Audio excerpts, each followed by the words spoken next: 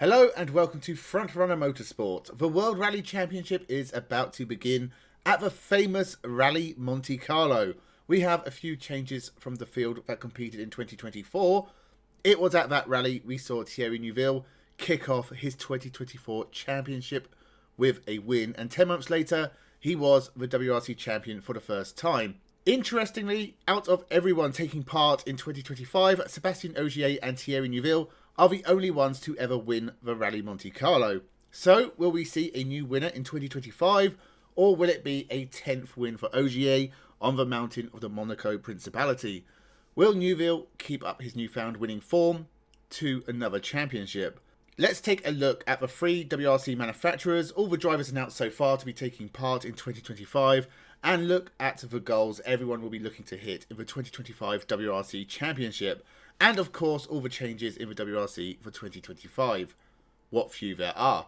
So, subscribe and let's jump into the video. Toyota will be the team to beat in the WRC again in 2025. Thierry Neuville, winning the Drivers' Championship last year, ended a run of 5 Drivers' Championships in a row for Toyota, but they are still on a 4-year run of Manufacturers' Championships. This could be a massive year for Toyota. They are third in the all-time WRC win list, behind Citroën and Ford. 2 wins in 2025 will put them ahead of Ford, and 10 will take them above Citroën. A big ask, but they could do it. Walter Boyce took Toyota's first WRC win back in 1973 in America. 2025 could be the year we see win 100 for the Japanese marquee. 2-time champion Kalle Rovanperä is back in the car full time and has to be the favourite to win the championship.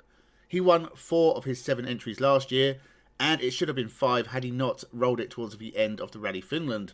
Of all the full-time drivers, I think Kalle is the best, and it's a shame we don't get to see him go head-to-head with a full-time Sébastien Ogier. Elfyn Evans is about to embark on his 6th season with Toyota, and after Neuville won the championship with Evans second, Elfyn Evans has replaced the Belgian as the WRC's best runner-up. He has finished second 4 times in the last 5 years. I don't think Evans could beat the likes of Neuville, Tanak and Rovanperä, but technically he already has in the past.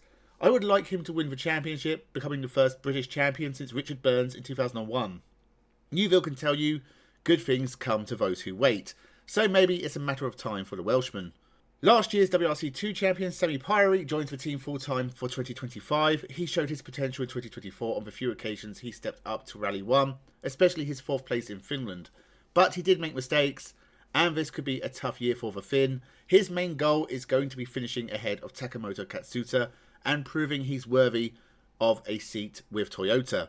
By the time the Rally Finland rolls around, we will have a much better idea of Sami Pyri's future in the WRC. As for Takamoto Katsuta, he's still around and still doing a full year, but his future is less and less certain. If he wasn't Japanese, he would be gone already. He's taken 5 podiums in the WRC, but he lacks consistency, and mistakes have cost him a lot of good results.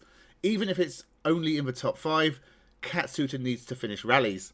Sébastien Ogier is also back and doing a part-time season again. If he is a championship challenger halfway through the year again, maybe he'll come back more often, but I doubt it with Rovanperä back as well. Does that mean someone else will get a chance to share the 5th Toyota? I doubt it. They've got plenty of drivers to manage already, but maybe we'll see some of the WRC 2 runners get a run out later in the year. Oliver Solberg has moved to Toyota from Skoda, and the 2024 WRC 3 champion, Diego Dominguez Jr.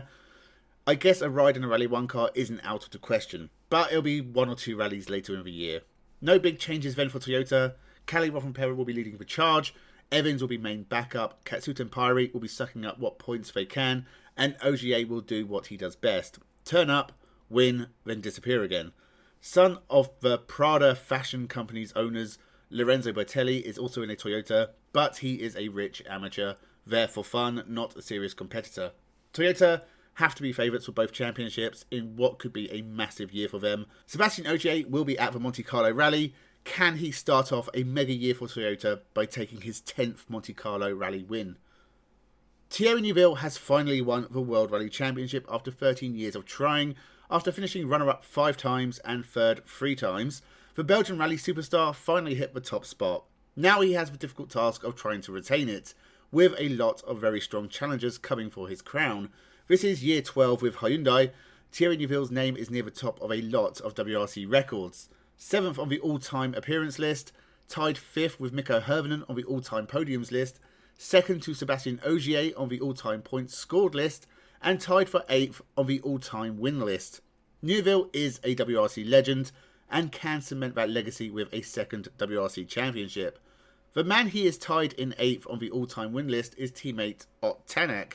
The only Estonian world champion in motor racing history is also a legend of the sport. He hasn't been champion since 2019, and the last few years we have seen more mistakes and a few monster crashes from Tänak that have destroyed his championship hopes year after year. There were a few in 2024 he won't want to see happen again, but Tänak on his good days is one of the fastest. Hell, he's quicker than most people on his bad days. The third Hyundai driver moving from Ford after his best WRC season yet is Frenchman Adrien Fourmal. Back in 2022, he was a joke. He crashed into a garden in Croatia and had more roles for the French bakery across the rest of the season. He went back to WRC 2 in 2023 and did a good enough job to get promoted back to Rally 1 for 2024, and he was a man transformed. Top 5 in the championship, several podiums, and much fewer mistakes across the year. It was a brilliant year for Adrien Fourmal, and he's been rewarded with an opportunity to drive for Hyundai in 2025. Could this be what he needs to take his first WRC win and become a major challenger in WRC for the first time? Hyundai have got no other drivers listed for 2025. I'm not really surprised Esa-Pekka Lappi and Andreas Mikkelsen haven't been brought back, given how many crashes they both had in 2024, but Danny Sordo is also not listed. I haven't heard the Spaniard is done with rallying for now, so maybe he'll appear later in the year, maybe he won't. Doesn't really matter because Hyundai have a strong 3-driver lineup to challenge for their first driver manufacturers double. Ford, meanwhile, haven't taken a win since Ott Tänak drove for them in 2023. A winless 2024 is most likely going to continue into 2025.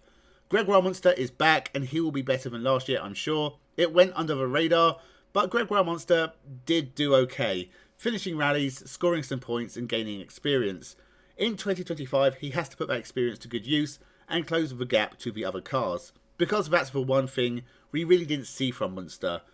Joining him as the second full-time driver for Ford is Irish youngster Josh McCurlin. A bit of a shock, as I wouldn't have called it out of everyone available. I say youngster, he's 25 and has been rallying for a long time without a lot of success. He was 9th in WRC2 last year, no wins, but he did score WRC points in the Skoda. A big jump up, and I imagine he'll be where Munster was last year, learning, surviving, scoring what points he can. Martin Sesks will be back for the Blue Oval. He's slated to appear in Sweden, and I'm sure we'll see him at other rounds. The Latvian needs a full-time drive. Jourdain Serdaridis will be around for a couple of rallies, and I'm sure we'll see others step up for a go in Rally 1 for Ford. Gus Greensmith might get a chance. Romet Jurgensen, he looked decent. But Ford are the third team in WRC. M-Sport don't have the funding like Toyota and Hyundai. Not enough to propel them into challenging for WRC wins right now. Without Fourmal having a class year, Ford will take a step back in 2025. It's going to be an exciting year in the WRC. Rovanperä versus Neuville versus Evans versus Tänak for the title. Fourmal holding off Pyrie and Katsuta for points. Munster doing what he can to get involved. And Ogier popping up to steal wins here and there.